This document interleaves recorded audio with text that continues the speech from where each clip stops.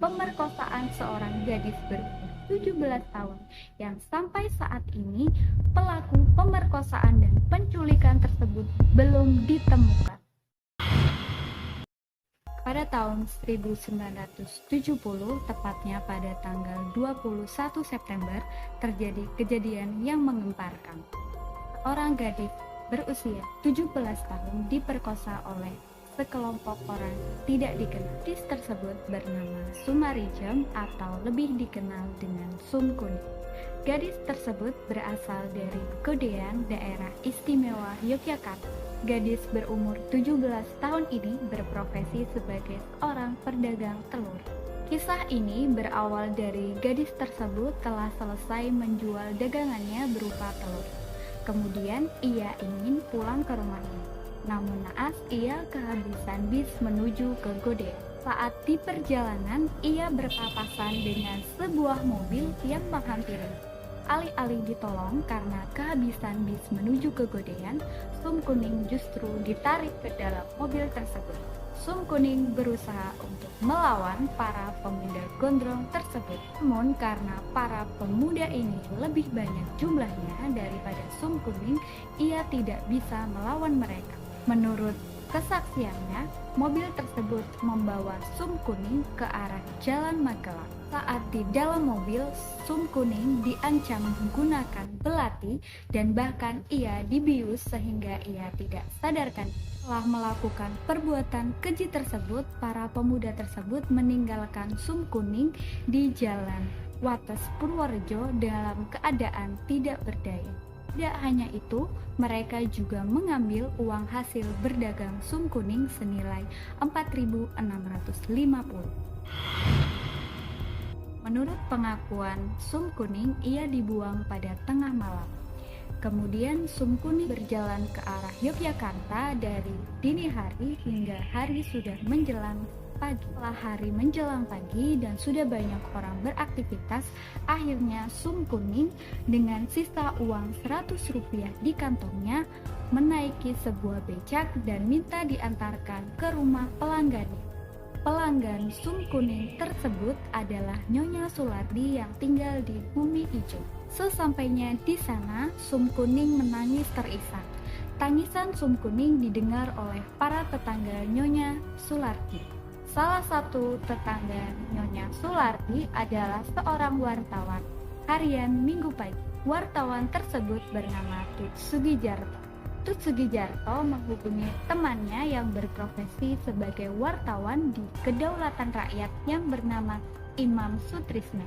Imam kemudian melaporkan kejadian tersebut kepada kepolisian. Setelah laporan tersebut diterima, akhirnya Sum Kuning segera dibawa ke Rumah Sakit Bethesda. Akhirnya kasus ini tidak hanya dikenal di Yogyakarta, bahkan melebar luas ke media nasional. Dan mulai saat itu, kasus gadis bernama Sumarijem yang berumur 17 tahun mulai dikenal dengan kasus Sum Kuning. Sekitar 1 minggu setelah kejadian, tersiar berita bahwa pelaku penculikan dan pelaku pemerkosaan Sum Kuning sudah ditemukan dan akan diarak ramai-ramai oleh warga. Nah, karena berita tersebut, akhirnya warga mulai memadati kantor polisi yang berada di selatan Malioboro. Namun ternyata saat tiba di sana, penculik dan pelaku pemerkosaan Sum Kuning belum ditemukan. Karena mengejutkannya kasus Sum Kuning yang terjadi di tahun 1970, akhirnya masyarakat mulai menduga bahwa pelaku tindakan tersebut adalah para anak-anak pejabat tinggi di Yogyakarta. Dugaan masyarakat dapat didasarkan bahwa kejadian ini dilakukan oleh segerombolan anak muda yang mengendarai sebuah mobil. Anehnya, setelah keluar dari rumah sakit, Sum Kuning justru dibawa ke kantor polisi dan diduga sebagai tersangka. Menurut pengakuan Sum Kuning, saat dibawa ke kantor polisi, ia diminta oleh polisi untuk menanggalkan pakaiannya. Hal ini dilakukan dengan alasan polisi hendak mencari apakah di tubuh Sum Kuning terdapat tanda palu dan arit. Oleh mendapatkan keadilan, Sum Kuning justru dituduh sebagai anggota dari Gerwani. Pada saat itu adalah sebuah gerakan wanita yang dianggap adalah salah satu dari antek-antek komunis. Kuning ini malah justru dituduh bahwa dia adalah salah satu anggota dari gerakan tersebut diperkosa, tapi dia masih dituduh sebagai anggota dari gerakan komunis ini. Sung Kuning juga menuturkan bahwa ia dipaksa untuk memberikan kesaksian palsu. Apabila dia tidak mengikuti perintah dari polisi, maka Sung Kuning akan disetrum. Persidangan pertama kasus Sung Kuning, keanehan kembali ditemukan. Polisi menghadirkan seorang pedagang bakso bernama Trimo yang dianggap sebagai pelaku pemerkosaan kasus Sung Kuning. Trimo merasa tidak melakukan hal tersebut. Ia menolak mentah-mentah tuduhan tersebut di persidangan. Kejanggalan dalam kasus Sung Kuning mulai terlihat.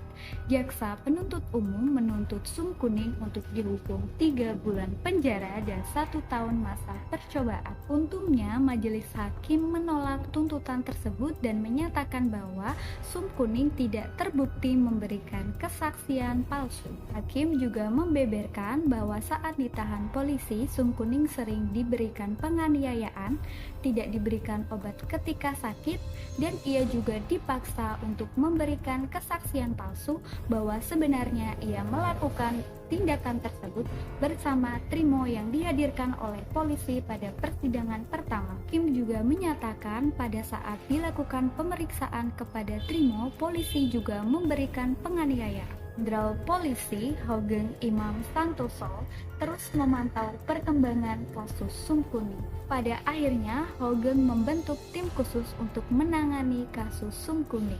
Sejumlah pejabat polisi yang anaknya diduga melakukan tindakan tersebut mulai melakukan klarifikasi di media massa. Presiden Soeharto juga ikut mendengar kasus Sung Kuning. Karena sudah sampai di telinga Presiden Soeharto, akhirnya Presiden Soeharto meminta kepada Hoegeng untuk datang ke istana untuk membahas kelanjutan kasus Sung Kuning. Presiden Soeharto justru meminta kasus Sung Kuning ini untuk dialihtangankan kepada Komkamtib. Dinilai tidak wajar oleh banyak pihak, karena Komkamtib adalah lembaga presiden yang khusus menangani untuk kejadian-kejadian politik yang dianggap luar biasa. Gak usah banyak pihak lah kaget. Aku aja kaget loh.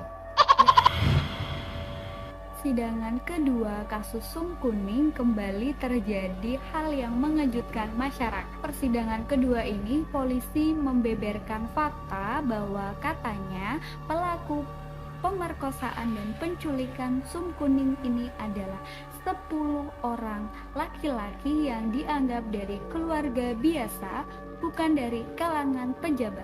Menurut kesaksiannya, Sung Kuning menyatakan bahwa pelaku pemerkosaan tersebut berjumlah 4 orang dan berambut gondrong. Apakah keempat orang tersebut membelah diri? Sehingga menjadi 10 orang. Anehnya, 10 orang yang dianggap sebagai pelaku pemerkosaan Sung Kuning juga menyatakan bahwa ia bukanlah pelaku dari kejadian tersebut. Mereka berani bersumpah mati bahwa mereka bukan pelaku dari kejadian tersebut. Jenderal Hoegeng menduga bahwa ada kekuatan besar yang berusaha untuk menutupi kasus Sung Kuning. Akhirnya pada tanggal 2 Oktober tahun 1971, Jenderal Hoegeng yang sangat peduli dengan kasus Sung Kuning ini dipensiunkan. Orang beranggapan bahwa Jenderal Hoegeng ini dipensiunkan agar kasus Sung Kuning segera ditutup dan tidak dapat diselesaikan. Hebohnya kasus Sung Kuning ini pada tahun 1970, seorang sutradara bernama Frank mengangkat kasus Sung Kuning ke dalam sebuah kisah layar lebar dengan judul film Perawan Desa. Perawan Desa ini berhasil menggait 4 penghargaan di Piala Citra tahun 1980. Kasus ini ditutup dan tidak ada kejelasannya. Akhirnya Sung Kuning tidak mau lagi dihubungi oleh wartawan dan memilih untuk mengubah identitasnya dan berhenti untuk tidak lagi mengurusi kasus tersebut. Sung Kuning sudah menikah dengan seorang laki-laki dan juga sudah memiliki keluarga yang jauh lebih baik dari pemberitaan sebelumnya. Yang sudah nonton video aku dan mendengarkan cerita ini, kalau kalian suka jangan lupa untuk like, komen, dan subscribe video aku biar kalian dapat notifikasi di video-video aku selanjutnya. Buat kalian yang udah subscribe, like, dan komen video aku, aku ucapkan banyak terima kasih ya. Sampai ketemu di video selanjutnya. Jangan lupa